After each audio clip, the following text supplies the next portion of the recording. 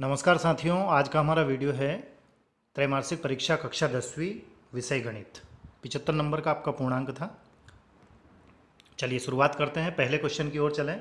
सही विकल्प चुनकर लिखना है। जैसे 12 और 15 का HCF क्या होगा, तो वो 3 होगा। दूसरा है, यदि द्विघात बहुपद ax² plus bx plus c के शून्यक अल्फ़ा और बीटा हो तो अल्फ़ा प्लस बीटा का मान होगा, तो वो होगा -b/a। अगला है, यदि a1/a2 is equal to b1/b2 is does not equal to c1/c2 तो रैखिक समीकरण युग्म a1x plus b1y plus c1 is equal to 0। ठीक है, तो यहाँ पर a2x plus b2y plus c2 is equal to 0 का मान होगा, तो इसका कोई हल नहीं होगा। आगे बढ़ें। यदि द्विघात समीकरण ax² plus bx plus c is equal to 0 के मूल समान हो तो समीकरण के विविधकर का मान होगा, तो वो 0 होगा।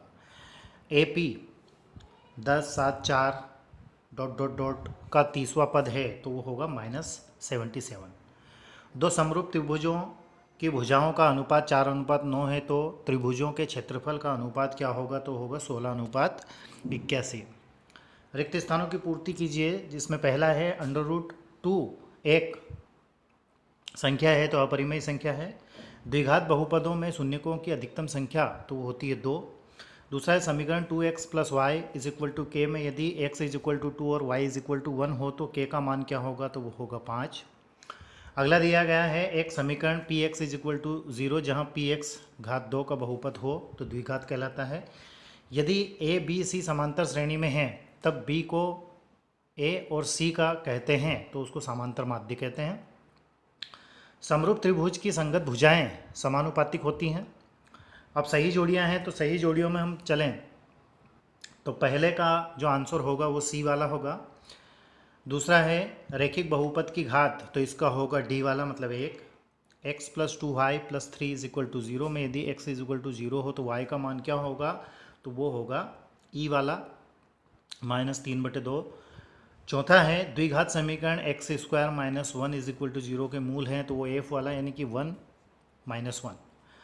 अगला है समांतर श्रेणी का nवां पद होता है, तो वो होता है an is equal to a plus √ में फिर लिखेंगे n - 1 इंटू डी। सभी वर्ग होते हैं तो वो होगा समरूप। और आगे बढ़े तो एक शब्द एक वाक्य में उत्तर देना है। जैसे यदि किसी द्विघात समीकरण के विविधकर का मान ऋणात्मक हो तो उस समीकरण के मूलों की प्रकृति कैसी होगी, तो मूल अवास्तविक असमान होंगे।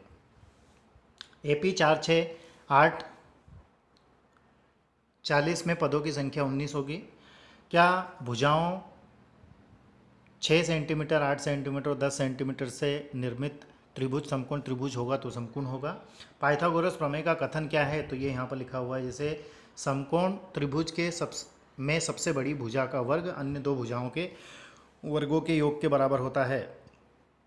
अगला है बिंदु A 1, 2 और B 3, 4 को मिलाने वाली रेखा के मध्य बिंदु के निर्देशांक क्या होंगे, तो वो 2, 3 होंगे। किसी त्रिभुज के शीर्षों के निर्देशांक 4, 3, 2, -3 तथा -3, 5 हैं, उसके केंद्रक निर्देशांक क्या होंगे, तो वो होंगे 1, 5 और 3। सत्य असत्य बताना। जैसे एक प्राकृत संख्या का अभाज्य गुणनखंड उसके गुणनखंडों के क्रम को छोड़ते हुए अद्वितीय होता है, तो सत्य है। ax plus b is equal to 0 एक द्विघात समीकरण है, तो यह असत्य है। यदि एक त्रिभुज के दो कोण एक अन्य त्रिभुज के क्रमशः दो कोणों के बराबर हों तो त्रिभुज समरूप होते हैं, सत्य है। किसी बिंदु का भुज 0 है और कोटि 3 है तब वह x अक्ष पर स्थित होगा, असत्य है।